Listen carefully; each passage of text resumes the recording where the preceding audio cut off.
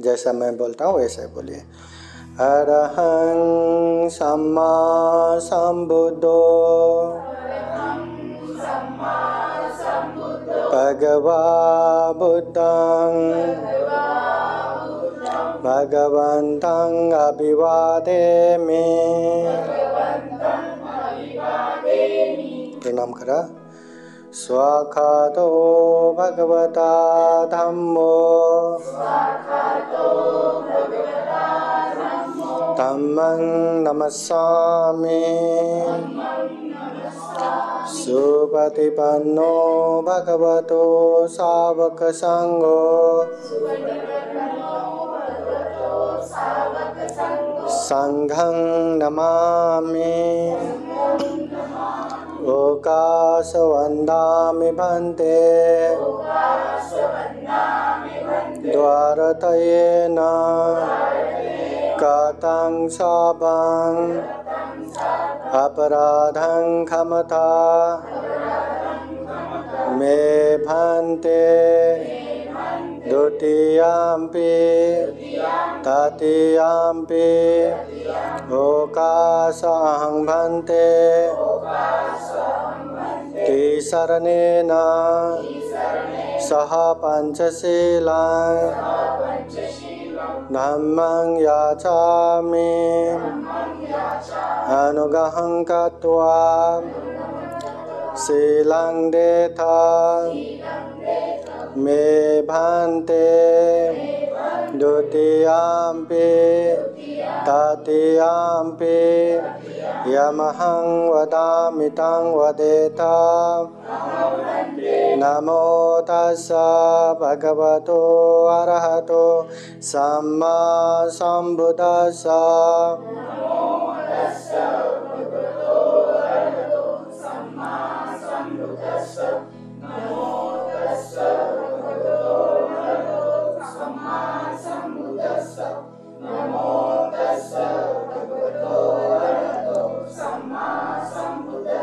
बुद्धं शरणं गच्छामि धम्मं शरणं गच्छामि संघं शरणं गच्छामि। द्वितीयम्पि बुद्धं शरणं गच्छामि। द्वितीयम्पि धम्मं शरणं गच्छामि। द्वितीयम्पि संघं शरणं गच्छामि। तृतीयम्पि बुद्धं शरणं गच्छामि। तृतीयम्पि धम्मं शरणं गच्छामि। तृतीयम्पि संघं शरणं गच्छामि।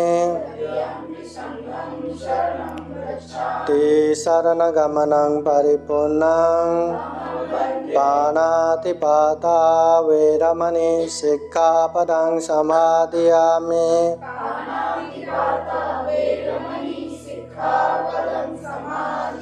आदिन्नदाना वेरमणि सिक्खापदं समादयामि।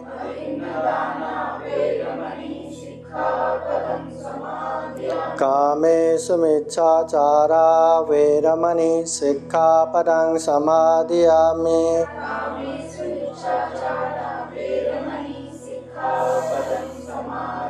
मुसावादा वेरमणि सिक्खापदं समादयामि।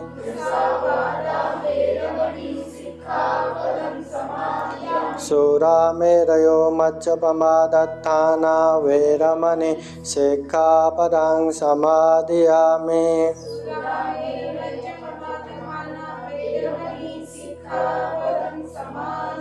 तिसरणेन सह पंचशीलं धम्मं साधुकं सुरक्षितं कृत्वा अपमादेन सम्पादेथ। साधु साधु साधु बुद्धं नमामि धम्मं नमामि संघं नमामि। नमो तस्सा भगवतो अरहतो सम्मा सम्बुद्दस्सा। नमो तस्सा भगवतो अरहतो सम्मा सम्बुद्दस्सा। नमो तस्सा भगवतो अरहतो सम्मा सम्बुद्दस्सा। बुद्ध धम्म संघ को त्रिवार वंदना। परम पूजनीय बोधिसत्व डॉक्टर बाबा साहब अम्बेडकर कार्यक्रम में उपस्थित हुए श्रद्धा संपन्न बुद्धि संपन्न उपासक उपासिकाएं, आज हम जातक अर्थ कथा अंतर्गत लोसक जातक सुनने वाले हैं। अच्छा, आप लोगों को पूछता हूँ कि इंसान अलक्षण हो के अभाग्य हो के कितना तक हो सकता है? कितना अभाग्य हो सकता है? कितना अलक्षण, मतलब वो जहाँ भी गया वहाँ पे बुराई होना, खत्म ही होना, कितना तक हो सकता है? जैसे हम सुनते हैं शिवली बनते। तथागत बुद्ध के समय में एक ऐसा शिवली भिक्षु जो जहाँ जहाँ भी जाता है वहाँ कभी अभाव नहीं होता, अपने आप वहाँ पूर्ण हो जाता है। कभी कभी भगवान बुद्ध भी ब्राह्मण के गांव में भिक्षाटन गया तो भिक्षा नहीं मिलता, मगर वही जगह पे शिवली भंते को लेके गया तो कहाँ कहाँ से भिक्षा आपको आप मिल जाता है। ये शिवली भंते।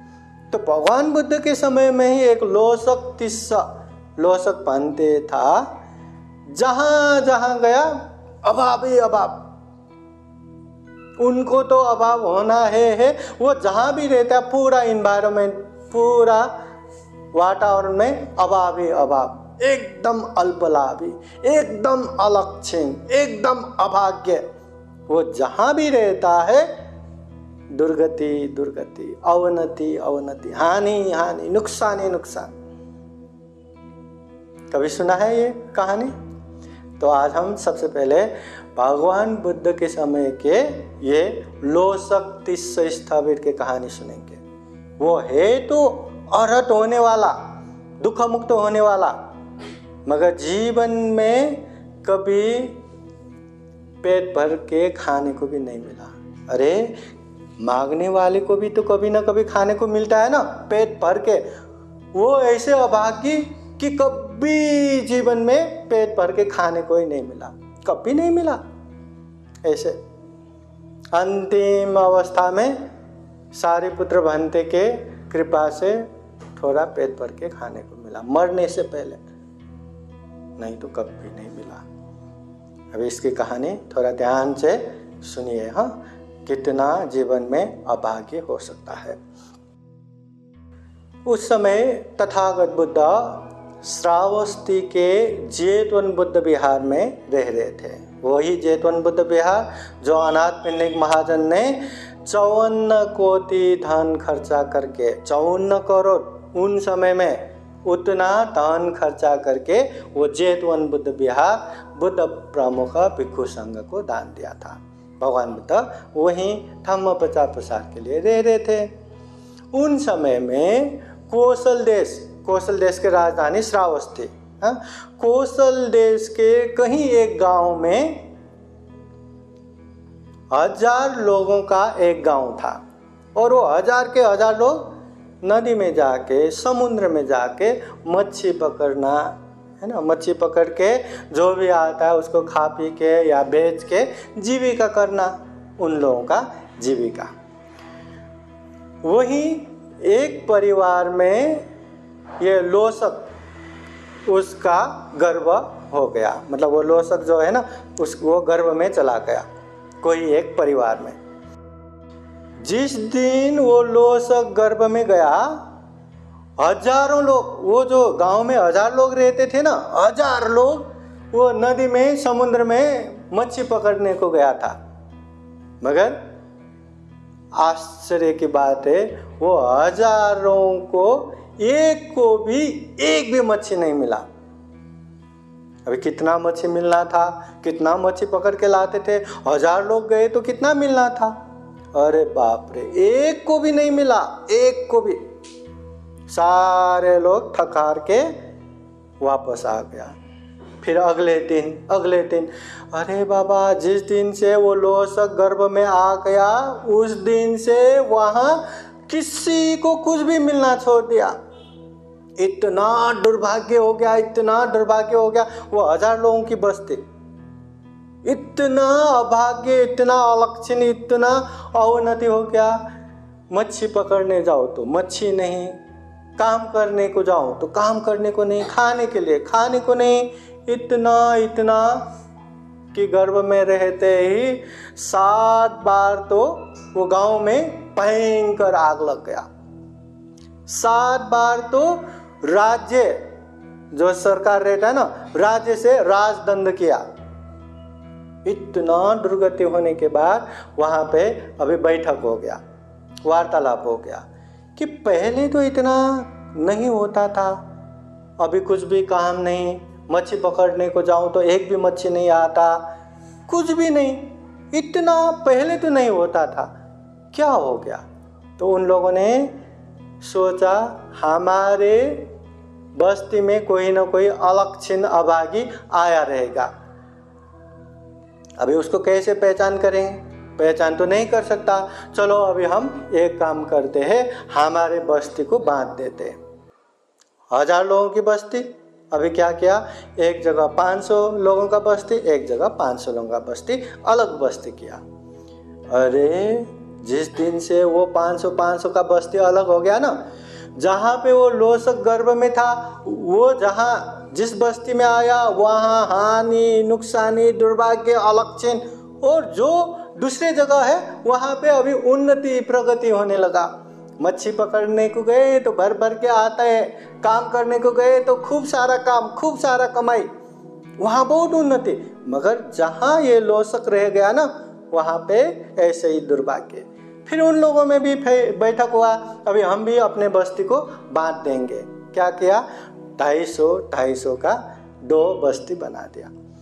अभी जहाँ वो लोसक गर्भ में था ना, माँ के पेट में, तो जहाँ वो परिवार रह गया वहाँ वैसे ही दुर्भाग्य, अलक्षण, हानि, नुकसानी।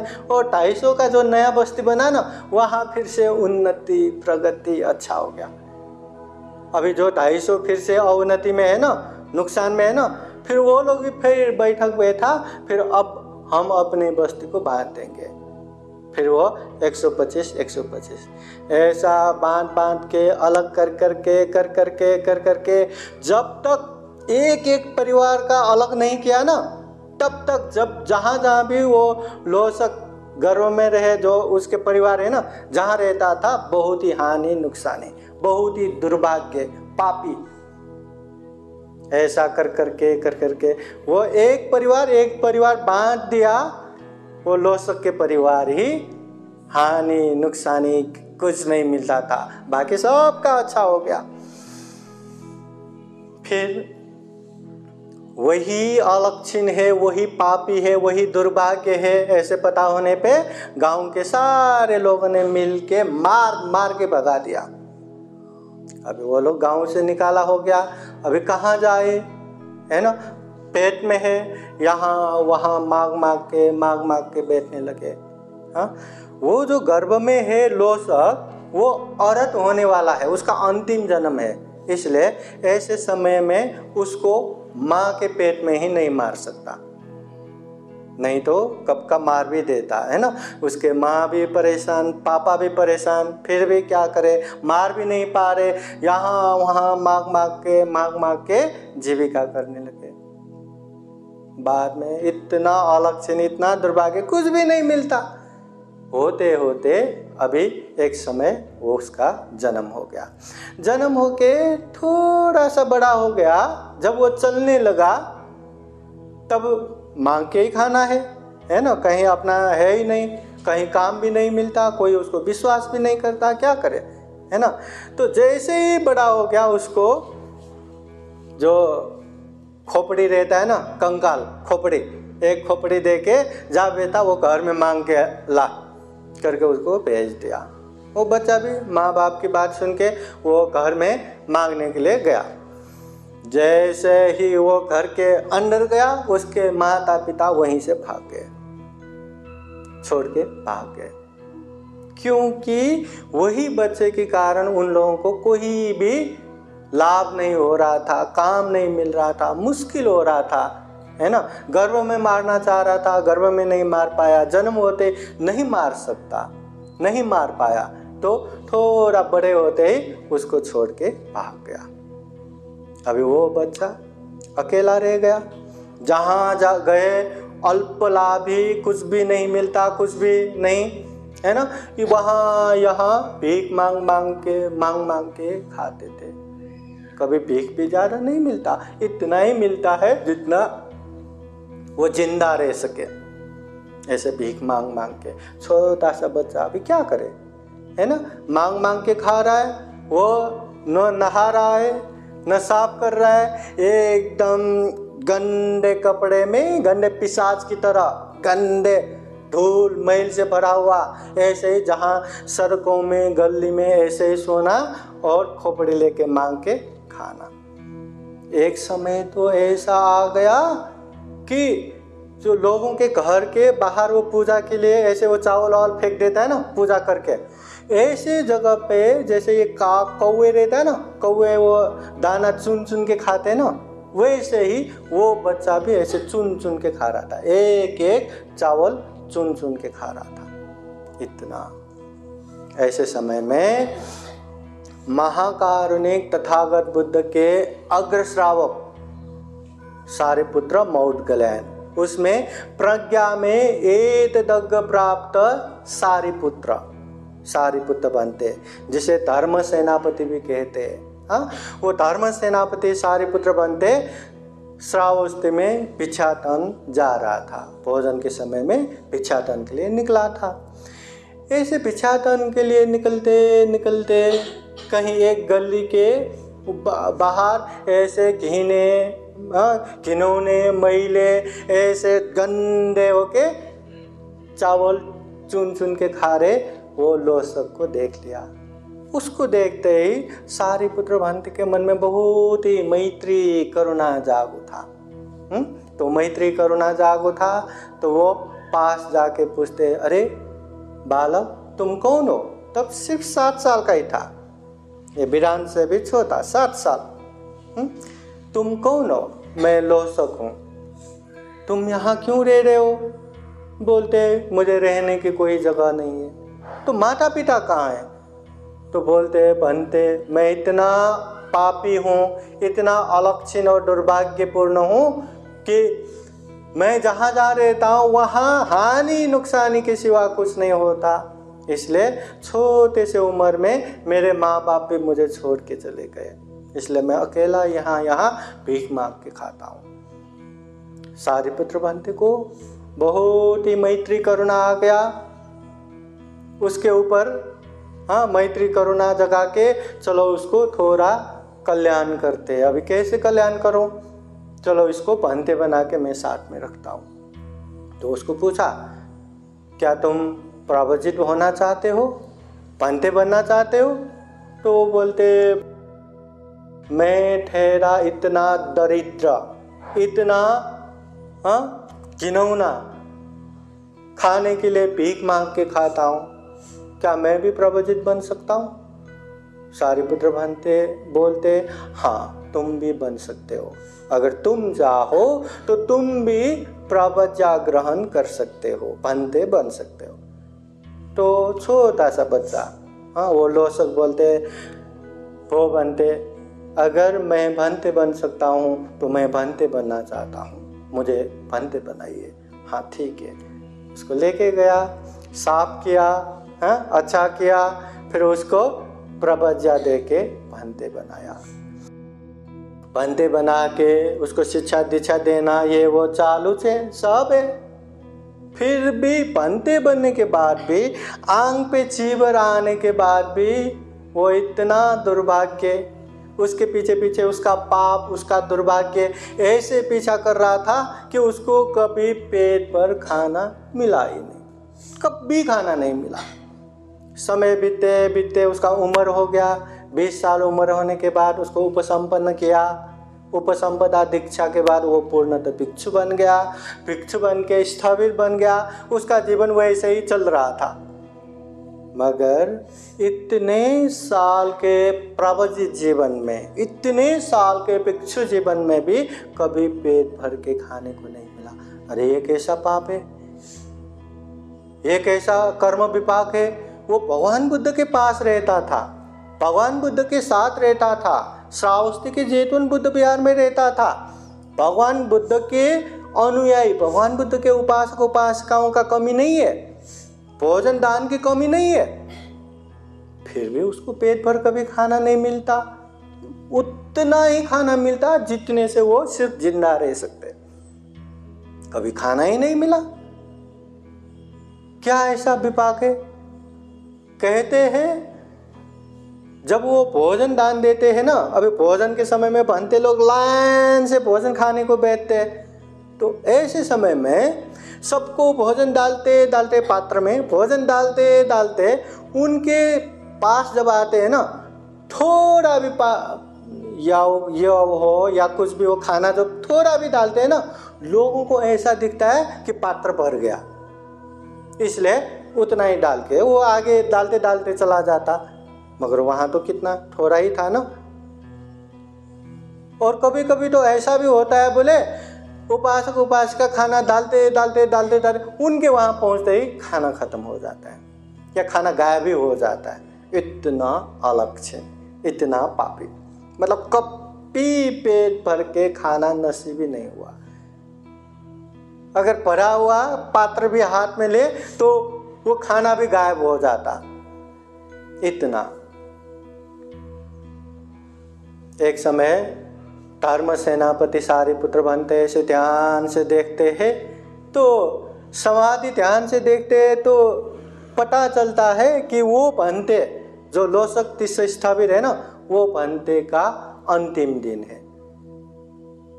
उसने ध्यान करते करते, विपश्यना करते करते दुख मुक्त निर्वाण भी प्राप्त किया, दुख मुक्त भी हो गया। दुख मुक्त होने के बावजूद भी वो अपने पूर्व कर्म के विपाक से, हाँ, उसके पाप से वो इतना अलक्षण और दुर्भाग्यपूर्ण हो गया कि उसको कभी खाने को नसीब ही नहीं हुआ, पेट भर के खाना ही नहीं मिला। तो सारिपुत्र बनते ध्यान करते समय देखा कि अरे ये लोसक तिस्स बनते का आज अंतिम दिन है, वो परिनिर्वाण होने को है, तो आज मैं उनको पेट भर के खाना खिलाता हूँ। तो क्या किया, स्वयं सारिपुत्र बनते वो लोसक बनते के पास गया और भोजन के समय में, लोसक चलो तुम भी पात्र ले लो, मैं भी पात्र लेता हूँ, भिक्षाटन जाते हैं, चलो। उस श्रावस्ती में भिक्षाटन गए। अरे कहते हैं वो श्रावस्ती नगर में उस समय 60 करोड़ का जनसंख्या, उसमें से 5 करोड़ तो बुद्ध के उपदेश सुनने वाले उपासक उपासिकाएं थे। इतना उपासक उपासिकाएं होने के बावजूद भी स्वयं सारिपुत्र बनते, जहां बुद्ध नहीं रहता सारिपुत्र बनते वहां गए तो बुद्ध का अभाव नहीं होता, इतना प्रज्ञावान। वो सारिपुत्र बनते वहां श्रावस्ती में भिक्षाटन गए, कोई किसी ने भी नहीं देखा, सारिपुत्र बनते को देखा न लोसक बनते को देखा, किसी ने ध्यान भी नहीं दिया। नहीं तो सारिपुत्र बनते आए तो कितना सम्मान, और ये हमारे आर्य आए हैं, हमारे बनते आए करके पीछे पीछे लग के हर तरह का भोजन दान देते थे। मगर साथ में लोसक था ना, लोसक बनते, तो उसके पूर्व कर्म के विपाक से वो इतना अल्प लाभ, उसको कुछ भी नहीं मिलता, इसलिए वो साथ में थे तो सारिपुत्र भंते को भी किसी ने देखा तक नहीं। फिर सारिपुत्र भंते ने बोला, लोसक तुम ऐसा करो कि ये पात्र लेके तुम बिहार जाओ, मैं तुम्हारे लिए खाना लाता हूँ। ठीक है करके लोसक भंते को भेज दिया। अब देखिए, जैसे ही वो लोसक भिक्षु वहां से चला गया, फिर सारे लोगों को दिखाई दिया, अरे हमारे आर्य आए, हमारे भंते आए, सारिपुत्र भंते आए, सबको दिखाई दिया। सब ने सारिपुत्र भंते को खूब मान सम्मान करके वहां अच्छे आसन पे बिठा के भोजन खिलाया। अब भोजन करने के बाद, भोजन कर रहे थे, फिर सारिपुत्र भंते ने बोला कि एक पात्र में वहां विहार में एक लोसक भिक्षु रहेगा, उसको ये भोजन दे दो। बहुत सारा उसको दे के भेजा। सारिपुत्र भंते वहीं भोजन किया। अभी हुआ क्या, वो लोसक भिक्षु वहाँ बिहार में भोजन के लिए प्रतीक्षा कर रहे थे। इधर उसके लिए खूब सारा खाना भी लेके गए थे, मगर वो लेके जाने वाले चलते चलते चलते बीच रास्ते में पहुंचते ही उन लोगों को भूल गया कि ये खाना हम कहाँ लेके जा रहे, भूल गया। फिर उन लोगों ने वहाँ मिलके खाना वाना खा लिया, वापस आ गया। सारिपुत्र भंते भोजन वोजन करके सबको आशीर्वाद देके जब बिहार आया तो लोसक भिक्षु के पास चला गया और लोसक भिक्षु से पूछने लगा कि हे लोसक, तुम्हें भोजन मिला ना, भोजन किया ना? तो वो बोलते, वो भंते खाना तो नहीं मिला, भोजन तो नहीं आया।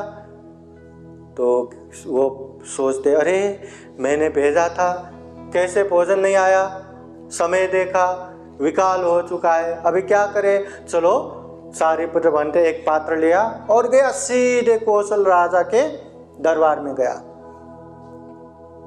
तो कौशल देश के राजा प्रसेनजीत ने सारिपुत्र भंते को आते देख के खूब सम्मान के साथ, आदर के साथ अंदर बुलाया, अच्छे आसन पे बिठाया और अच्छे आसन पे बिठाने के बाद वो आने का औचित्य कारण पूछ के एक पात्र में अनेक तरह का घी, मह, सत्तू, ये जो साखर ऐसे मिला हुआ जो रस है वो पूरा भर के डाल दिया।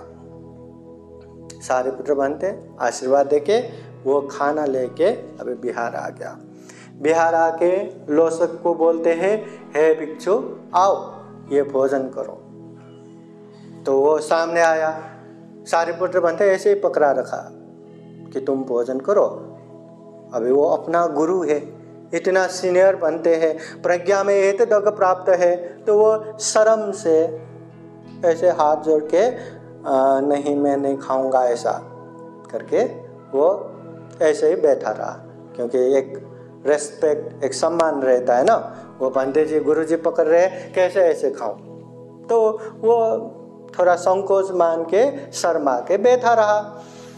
सारिपुत्र भंते कहते, हे लोसक भिक्षु शर्माओ मत, खाओ। फिर भी वो नहीं खा रहा।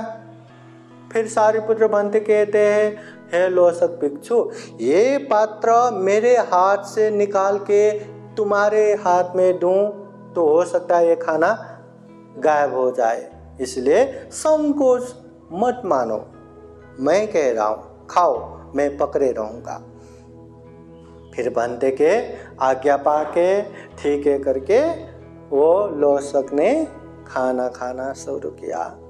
इतना खाया, पेट भर के तृप्त होने तक खाया, फिर भी वो खत्म नहीं हो रहा था। सारिपुत्र भंते के प्रभाव से, उनके रिद्धि से वो खाना कम ही नहीं हो रहा था। वो खाते गया।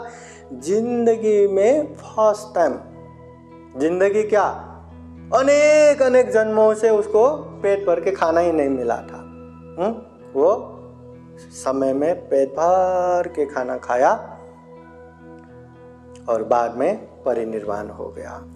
मतलब जिंदगी में सिर्फ एक बार ही।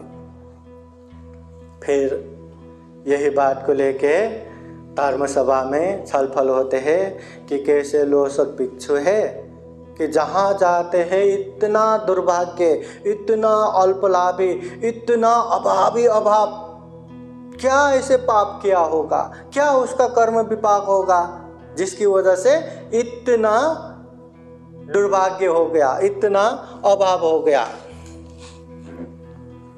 तो ऐसे धर्म सभा में बातें चल रहा था, तो वहाँ पे तथागत बुद्ध आए और बुद्ध आके, हे भिक्षु क्या बातें कर रहे? तो वह भिक्षु लोगों ने, भगवान हम इस विषय में बातें कर रहे हैं। तो तथागत बुद्ध ने उनको अतीत समय में उसने क्या कर्म किया था जिसकी वजह से उसको जिंदगी में कभी पेट भर के खाना भी नसीब नहीं हुआ, और ऐसा क्या कर्म किया था जिसकी वजह से उसको सभी दुखों से मुक्त और अनंत ज्ञान भी प्राप्त हो गया, निर्वाण भी प्राप्त हो गया। वो कैसे? तो तथागत बुद्ध फिर वो जातक कथा सुनाते हैं। वो जातक कथा का नाम क्या है? लोसक जातक।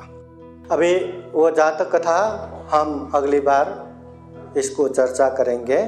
जातक में सारांश क्या है कि उसने जो खाना है ना, खाना दूसरे भिक्षु के लिए अपने दायक ने दिया था, मगर वो खाना उसको दिया था वो हमेशा यहीं रहेगा करके उसको अभी क्या करूं करके वो जल जो आग है ना वहाँ पे जला देता है।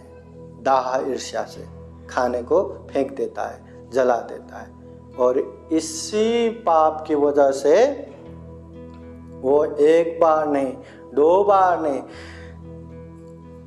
कईयन जन्मों तक वो भूखा ही रहना पड़ा। इतना ही खाना मिलता है जितना वो जिंदा रह सके। कितने जन्मों तक, लाखों साल तक नरक में, उसके बाद कितने 500 जन्मों तक क्या क्या होके जन्म लिया, कभी पेट भर के खाना ही नहीं मिला। जब अंतिम जन्म ये लोसक होके जन्म हुआ, उस समय में भी कभी पेट भर के खाना नहीं मिला। अंतिम दिन में सारिपुत्र भंते की कृपा से एक बार ही पेट भर के खाना मिला।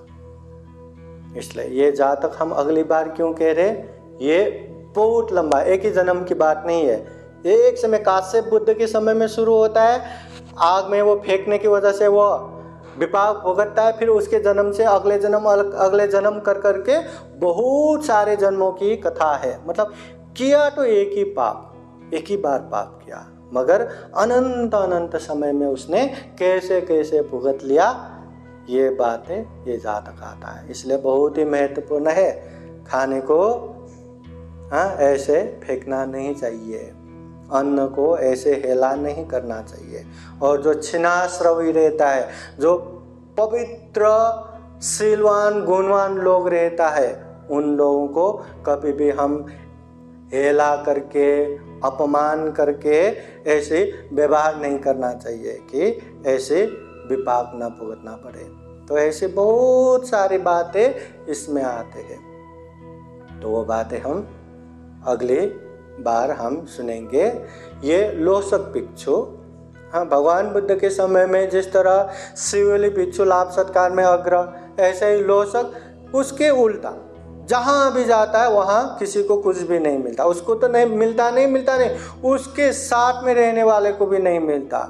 सारिपुत्र भंते ने साथ में भिक्षाटन लेके गया तो सारिपुत्र भंते को भी किसी ने देखा ही नहीं। वो जहाँ भी हाथ डालते उसको खाना ही दिखता नहीं, या खाना ही गायब हो जाता है। उसको कोई भी खाना डालते, एक चम्मच डालते ही लोगों को दिखता है कि वो पात्र तो भर गया, इसलिए आगे बढ़ता है।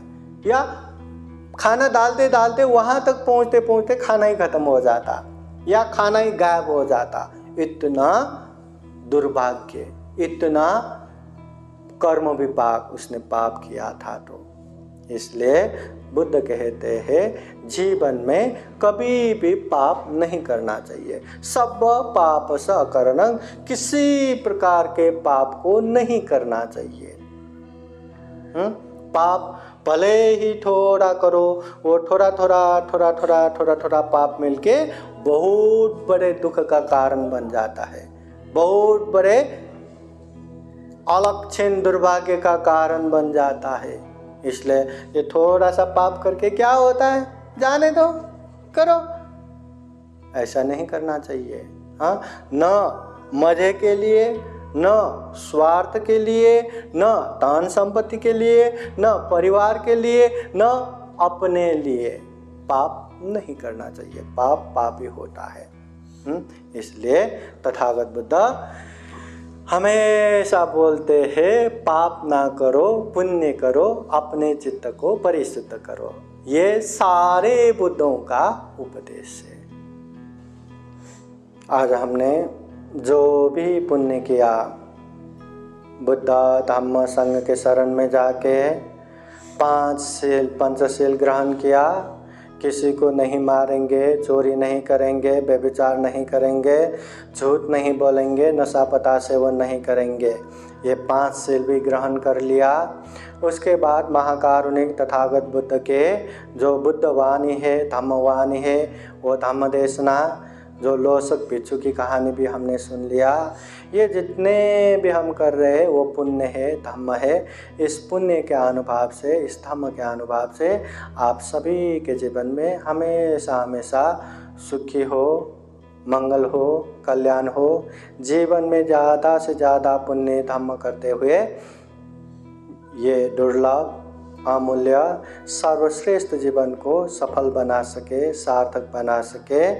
जन्म जरा व्याधि मरण से मुक्त जो विमुक्ति सुख है, निर्वाण भी प्राप्त कर सके, निर्वाण भी साक्षात्कार कर सके, ऐसी कामना करते हुए बुद्धवाणी पाली गाथा द्वारा आशीर्वाद देते हैं।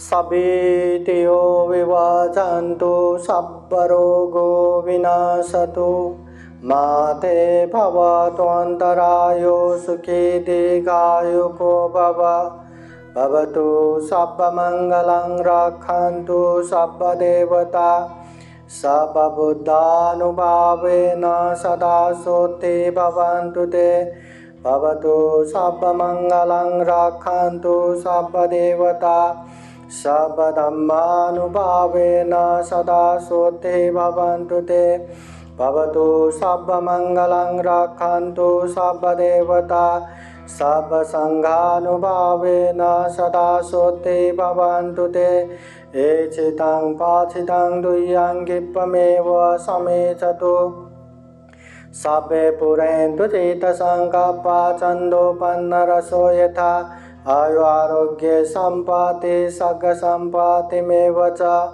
अथो निब्बान सम्पत्ति इमिनाते समेचतु। साधु साधु साधु। बुद्धं नमामि, बुद्ध को नमन करता हूँ। धम्मं नमामि, धम्म को नमन करता हूँ।